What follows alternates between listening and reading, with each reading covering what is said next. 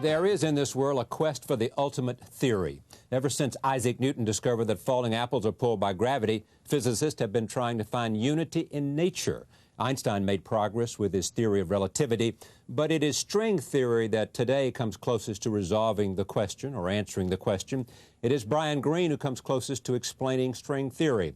He is one of the bright lights of American physics, a popular professor of physics and mathematics at Columbia. He's one of the top 3 string theorists of his generation.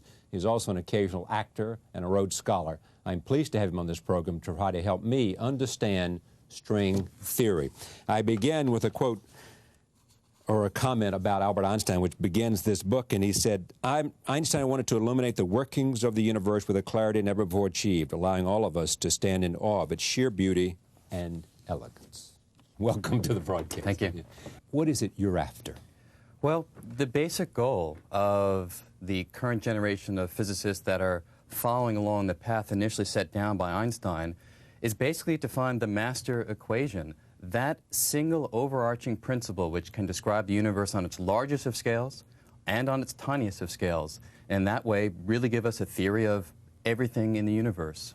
Is there one one equation that will explain everything? Well, we think that the answer to that is likely to be yes, and this new theory, string theory, may well provide us with that single all-encompassing equation.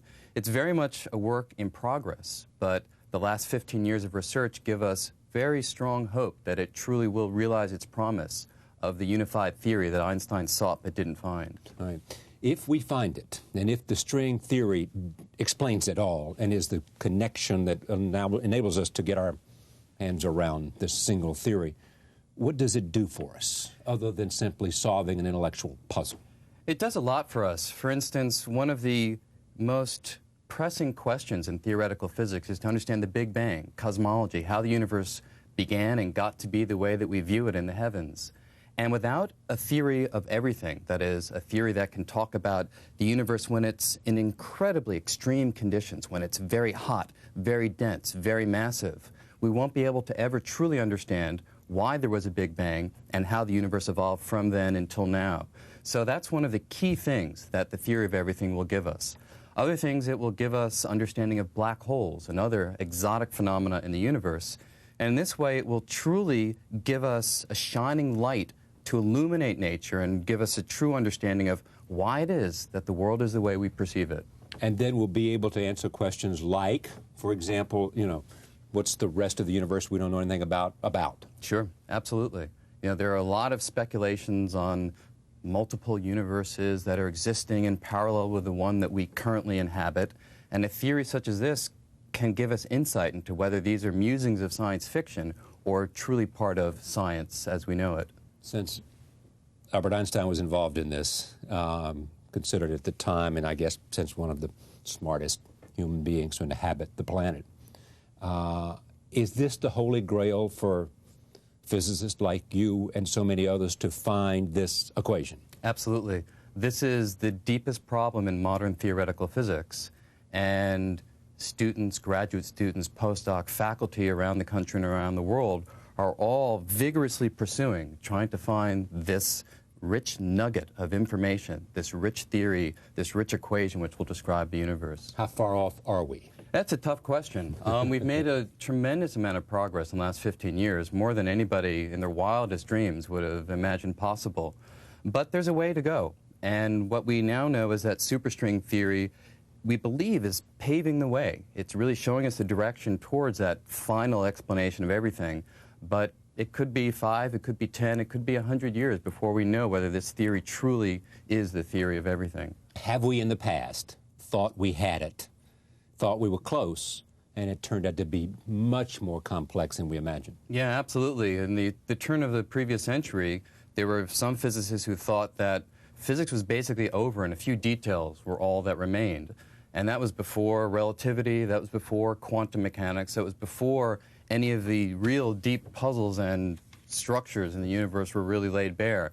So it's right, it's possible that we are fooling ourselves, but this is the first theory in the history of physics which doesn't need anything else for it to make sense. This is a theory that could describe everything, and that's something that all previous attempts at having a final theory could not claim. Einstein died without finding it, obviously. Did he consider the last 30 years of life to be his single obsessive goal? Yeah, his single goal was to find this final theory. And at that time, he was basically the only one pursuing it. So much so that he wrote in a letter to a friend something like, "I've become a lonely old chap who's displayed as a curiosity now and then because I don't wear socks." So he really was ostracized in a way from the mainstream community for this pursuit. But now we see that he was merely ahead of his time, as always, and his dream is the dream of most theoretical physicists today. Stephen Hawking, is he a theoretical physicist? Absolutely, yeah. And is he working on the same issue? He's working, Question. yeah, he's working on related issues. He, for a while, was very much against string theory, but after 94, 95, breakthroughs in the field convinced even Stephen Hawking that this really is likely the way to go. And he now does attend the annual Strings Conference and does give talks in the conference. So it has his blessing now, and I believe this is at least part of what his research is about. What I'm trying to set up is this notion of why this is important, first of all, see? Right. Before I have you try to, no, have you explain it to me and me try to understand it. So have a go at explaining to me what string theory is. Sure. The basic idea is pretty simple. If you take any object, for instance, the tabletop, and magnify it and examine it on very small scales, there'll be molecules and atoms. And if you look at the atoms and magnify them, you'll see that there's a nucleus, protons and neutrons, surrounded by orbiting electrons. And in 1968, we learned that if you magnify a proton, there's yet further substructure. The Russian dolls continue. Inside there are 3 quarks, even smaller particles. Now, for a long time, people thought quarks and electrons were all there was, together with a few other exotic particles that make up the universe. String theory comes along and says, actually, there's one more level of substructure. If you examine an electron or examine a quark in incredibly fine resolution, you'll find that there's a single loop of vibrating energy that we call a string. And that's the idea of string theory, that all of the particles in the universe are different ways in which a fundamental loop of energy can vibrate. So much like a violin string can play a C, it can play an A sharp, different notes that our ear senses, different tones, the different ways that these fundamental strings vibrate correspond to the different particles of nature. An electron is like a C, a quark is like an A sharp, and so forth. We know that there are these 4 dimensions. We know that there's height, we know there's width, we know there is length, and we know there's time, right? That's right. There's the 4. Right. String theory brings 6 new dimensions. Yeah, at least 6. At least 6. Maybe 7. Maybe, okay. What are they? Well, they're actually of a similar character to the ones that we're familiar with. They're just very tiny. And actually, I have a small prop that I like to use I love show and tell. to describe this. So forget about the universe for a moment, and let's just look at this piece of wire. Now, from very far away, this wire would look like it's one-dimensional. In that, for instance, if a little ant was living on it, you'd say, well, it can move left and right along the wire, but that's it. There's only one possibility. Yeah. But then as you get closer to the wire, you realize that there's a second curled up circular dimension, the circular girth of the wire. Right. And therefore, our microscopic ant can not only go back and forth, it can also walk around the wire, a second curled up dimension. And what this little example alerts us to is that dimensions come in 2 varieties. They can be obvious and long and easy to see, or they can be tiny and curled up and more difficult to detect, like the circular girth of the wire. Now, what the idea is, according to string theory, is that the fabric of the universe is much like this piece of wire, in that there are the familiar dimensions that you referred to, left, right, back, forth, up and down, and also time, but there can be additional dimensions that are tightly curled up, like the circular girth of the wire, and are so small that we haven't seen them yet, because we don't have sufficient magnifying instruments to actually peer down into the nooks and crannies of the spatial fabric and see these extra dimensions. But string theory says that they absolutely have to be there. There are at least 6, as you mentioned, and quite possibly 7 that are curled up into the fabric of the universe. Is this such a hard idea to tackle that there may be 10 people doing it in the world, or is this something that there is every young physicist on every campus in America thinks that I'm going to find the answer to the riddle of unity in nature? It's more like the latter. These ideas seem abstract at first, but when you do phrase them in the language of mathematics, you find that it's actually not that difficult to describe all these extra dimensions.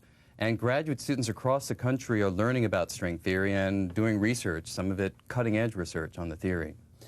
How do you go about the investigation? Now, can I imagine you sitting in front of a computer doing thousands and thousands and thousands of equations?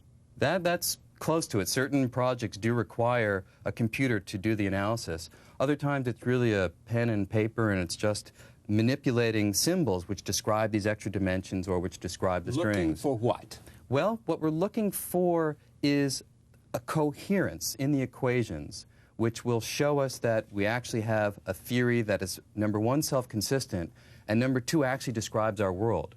It could be that you come upon a wonderful theory that describes gravity and quantum mechanics and all the things around us, but it misses. It's a near miss. Right. For instance, it might predict that the electron weighs 10 times what it actually does. If that's the case, you have to throw the theory out the window. That's right. So what a lot of us are doing is trying to extract observable physics from this theory and compare it with experiment. That's the goal, and we're a bit far from it, but that's what we're trying to do. What a bummer would it be if you think you found it, and it tests well here, it tests well here, it tests well here, it tests well, and then you get to, like, your 999th test to see if it fits. It doesn't fit. Yeah, it would be quite a bummer. It'd be a real drag, but that's sort of what science is about. You know, you give it your best shot. Yeah. Yeah. Now, where are you in this? The particular work that I do? What I tend to do is focus upon these extra dimensions. Yeah. And I've been focusing on ways in which they can evolve that Einstein wouldn't have thought possible. It turns out that string theory says that space itself can tear apart and reconnect in a number of complicated ways that Einstein would have thought impossible based upon his pre-string theory understanding of the way the universe evolves. So that's my specialty. Okay, now if I could get together in this room 10 of the smartest physicists in the world, would 9 out of the 10 believe that string theory will explain this one great equation that'll explain all of nature? Well, if you 9 out of 10. Well, if you let me pick the 10, I could make it 10 out of 10, actually. Well, just say 10 really smart ones. I mean, for example, 10 years ago, Stephen Hawking, if he was in a room, would not agree. Yeah. You know, are there still people that are not convinced that have the mental agility of Stephen Hawking? Sure. There are a few, but it's really becoming a minority group that are the decriers of string theory. In the early 80s, when string theory made a big splash, there were many people who said, this is just a fad, it's just the beginning of something that's going to go away. Right. But we're now in 1999, and 15 years of research and success has shown us that string theory is really part of mainstream theoretical physics. So yeah, I'd say 90% is a good guess. All right, this is what they said. We became aware of you because of New York Magazine. They did a story a couple of weeks ago in which it's called He's Got the World on a String. String theory is the hottest development in physics since Stephen Hawking first peered into a black hole, and Columbia physicist Brian Greene is one of the few people who can explain it. He also acts in Pinter plays and packs lecture halls, and his new book, The Elegant Universe, is getting rapturous advanced reviews. Has the theory of everything finally found the spokesman it deserves? I mean, is that where you might be about being the spokesman for the theory that will explain everything? Yeah, I don't really see it that way. I mean, I really wanted to write this book because I see modern physics as following a 2,000-year-long quest to understand how the universe works. And it's become so technical that people who aren't trained can't really follow the developments. And I think it's something that should be shared. It should be out there. These are incredibly exciting ideas, and anybody who wants to know about them should be able. But I'm a physicist at heart, and doing the research is really the thing that I'm about. Well, here's what else they say about you in New York Magazine. He's a great communicator. He's charismatic. He's clearly top of the heap intellectually. So the fact that he has gobs of raw physical appeal on top of that, it gives him a really serious mystique. How did you come to wanting to be involved in the answer to one of the fundamental questions of the universe? Yeah, that question I've thought about now and then, and I think it really goes back, and I think they even mentioned in the article, when I was, I don't know, 13 or 14, having those existential crises that adolescents do, you know, what's it all about, why are we here? Right. And it just occurred to me that so many people, much smarter than I, had thought about these questions through the ages and hadn't come up with very much. Yeah. So it was unlikely that I was going to contribute anything to the answers, but I figured maybe I can just understand the questions at a real deep level, and that'll be the closest that I can come to try to be comfortable with it. Is being able to do this about having a humongous IQ, or is it something else? In other words, is it some element of great intellect that gives someone the capacity to engage in these kinds of very, very difficult questions? I think a lot of it's hard work. I think that's really what it comes down to. I mean, to tell you the truth, I find everything difficult, you know, and therefore doing physics, which is inherently difficult, seemed to be a natural thing to do, since why not work on something of that sort? Can you program a VCR? No, I can't program a VCR at all. I've never tried, but I don't think I could. Certainly can't do a CD player. You can't do a CD player? No. Do you do the New York Times puzzle? My girlfriend does, I don't. You don't do that No, either? no. So verbal skills are not necessarily equivalent to mathematical skills? Yeah, they're not the same. How well do we do on our college boards? We meaning me? Yes. I guess I did okay.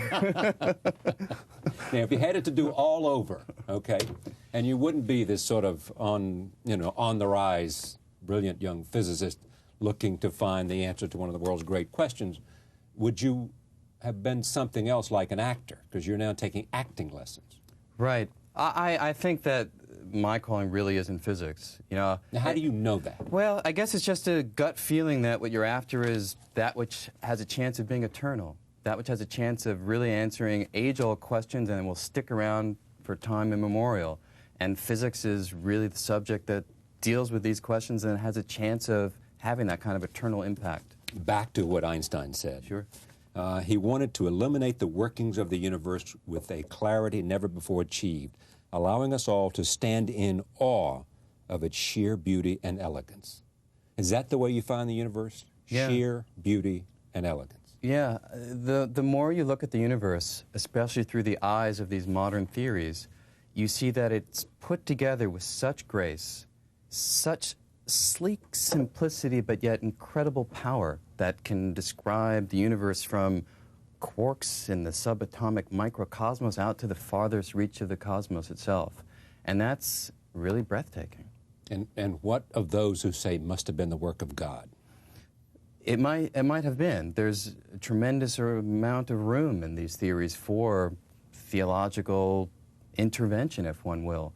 The only way in which string theory or physics in general has any impact on religion, in my opinion, is if one has a very limited notion of God, such as some people in the field call it God of the gaps. When you use God to describe those things that we haven't yet figured out, right. Well, then when science figures it out, God gets kind of squeezed to the outskirts.